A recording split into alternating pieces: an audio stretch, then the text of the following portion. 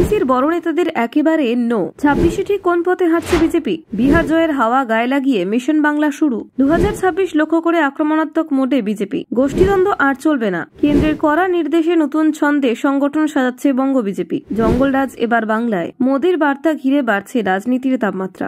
মহিলা সুরক্ষা, আইন শৃঙ্খলা হবে প্রধান ইস্যু। 2026-এ কিসের ওপর ভরসা করছে বিজেপি? তৃণমূলের ভেতরে ক্ষোভে নজর বিজেপির। বংশবাদকে হাতিয়ার করে নতুন প্রচার যুদ্ধ শুরু। জানেন 26-এর নির্বাচনে জিততে বিজেপি ঠিক কতটা প্রস্তুত? দেখুন, বিহার বিধানসভায় সাফল্যের পর পশ্চিমবঙ্গ বিজেপির রাজনৈতিক কৌশলের যেন নতুনভাবে উচ্ছ্বাস দেখা গেছে। বিহারের ফলাফলে যেমন বিজেপি আত্মবিশ্বাস বাড়িয়েছে, তেমনি বাংলার প্রেক্ষাপটে দলটি এই জয়কে নতুন অক্সিজেন হিসেবে দেখছে। কারণ সামনে 2026 সালে বিধানসভা নির্বাচন, আর সেই ভোটকে সামনে রেখে মিশন বাংলাকে আরো শক্তভাবে গুছিয়ে নেওয়াই এখন গেরুয়া শিবিরের মূল লক্ষ্য। কেন্দ্রীয় নেতৃত্ব ইতিমধ্যেই রাজ্য নেতাদের স্পষ্ট বার্তা দিয়েছে যে আগামী দিনগুলিতে একজোট হয়ে কাজ করতে হবে। দলের ভিতরে কোনো ধরনের গোষ্ঠীদ্বন্দ্ব সহ্য করা হবে না। বিহার মডেল সামনে রেখে এই সংগঠনকে আরো আগ্রাসী, আরো সরব করে তুলতে চায় বিজেপি। কারণ অভ্যন্তরীণ বিশ্লেষণ বলছে বাংলায় আগামী নির্বাচনের প্রধান ইস্যু হতে পারে মহিলা সুরক্ষা এবং আইন শৃঙ্খলার অবনতি। বিহারে আরজেডিকে নিশানা করে জঙ্গলরাজ প্রচার করে সাফল্য পেয়েছে বিজেপি। সেই প্রচারের অনুকরণ বাংলাতেও ব্যবহার করতে চাইছে কেন্দ্রীয় নেতৃত্ব। ফল ঘোষণার দিনে প্রধানমন্ত্রী নরেন্দ্র মোদী পশ্চিমবঙ্গের প্রসঙ্গ টেনে বলেন,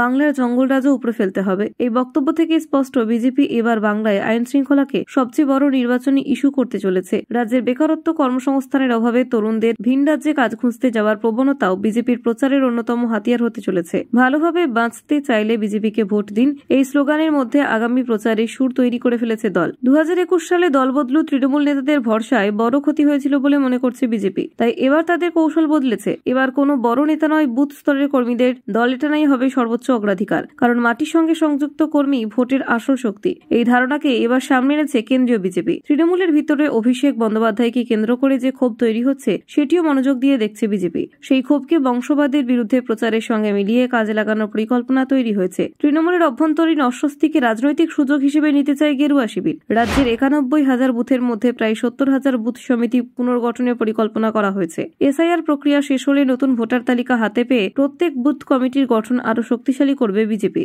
রাজ্য জুড়ে পদযাত্রার পরিকল্পনা নেওয়া হয়েছে, যাতে প্রত্যেক অঞ্চলে সংগঠনের শক্তি বাড়ানো যায়। বিজেপি মনে করছে বাংলায় জাতপাতের রাজনীতি খুব একটা কার্যকর নয়, ফলে জাতভিত্তিক প্রচারে অতিরিক্ত জোর দেওয়ার কোনো পরিকল্পনা নেই। আবার ধর্মীয় মেরুকরণ বাড়ানোর বিশেষ দরকার নেই বলে মনে করছে দল। কারণ বিজেপির মতে স্বাভাবিকভাবেই কিছু আসনে হিন্দু ভোটের মেরুকরণ ঘটে। দলের হিসেব অনুযায়ী বিভিন্ন কেন্দ্রীয়, রাজ্য এবং স্থানীয় ভোট মিলিয়ে 121টি আসনে বিজেপি জয়ের স্বাদ পেয়েছে। সেই 121টি আসনকে এবার নির্বাচনী শক্ত ঘাঁটি হিসেবে ধরে এগোতে চাইছে দল। পাশাপাশি আরও 40 থেকে 50টি অতিরিক্ত আসনকে টার্গেট সিট হিসেবে চিহ্নিত করা হয়েছে। বিজেপির লক্ষ্য এবার বড় 160 থেকে 170টি আসন জেতা। সেই লক্ষ্য অর্জন করতে প্রার্থী বাছাইয়ের ক্ষেত্রে বিশেষ সতর্কতা নেওয়া হবে। Bureau report, news prime Times.